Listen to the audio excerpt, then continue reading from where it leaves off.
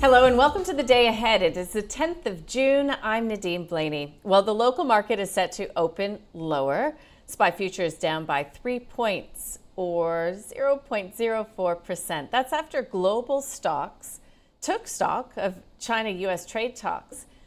The Dow Jones Industrial was flat. The S&P and the Nasdaq were up just marginally.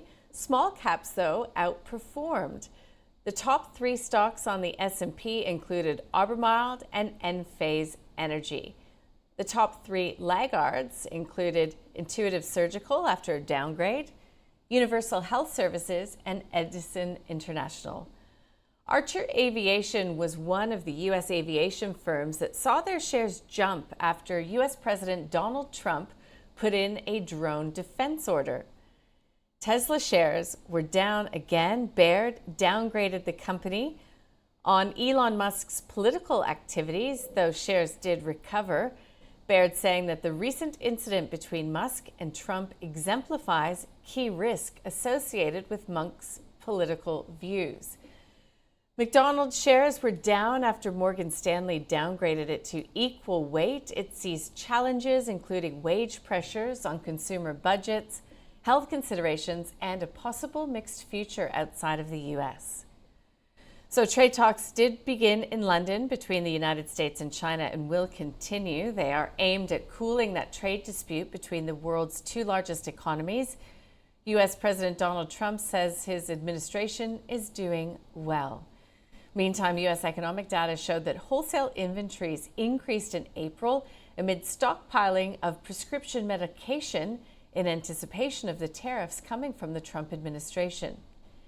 Investors are also awaiting QS inflation data on Wednesday that may change expectations for the timing of any rate cuts from the Fed Reserve. U.S. Treasury yields were lower, reversing after Friday's jobs report pushed yields higher. The yield on the benchmark U.S. 10-year note declined 2.8 basis points to 4.48%. Now, the U.S. dollar slipped amid caution around trade talks after increasing modestly in the wake of that non-farm payroll report, which beat expectations on Friday. Bitcoin is doing well, up by more than 4%. In Europe, ECB member Holtzmann said that the ECB's inflation target had been reached and that a longer pause in the easing cycle is possible. In commodities, OPEC oil output rose in May, but oil prices hit multi-week highs yesterday, buoyed by that weaker U.S. dollar. Brent crude rising 0.8% to $67 a barrel.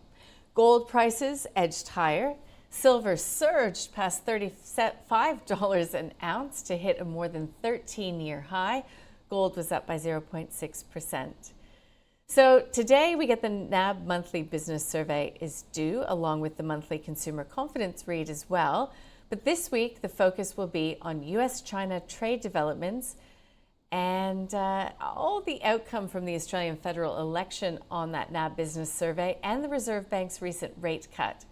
Later in the week, the market is keenly awaiting that that inflation read, along with the University of Michigan Consumer Confidence Index. Well, that does it for the day ahead. I'm Nadine Blaney. We'll see you tomorrow.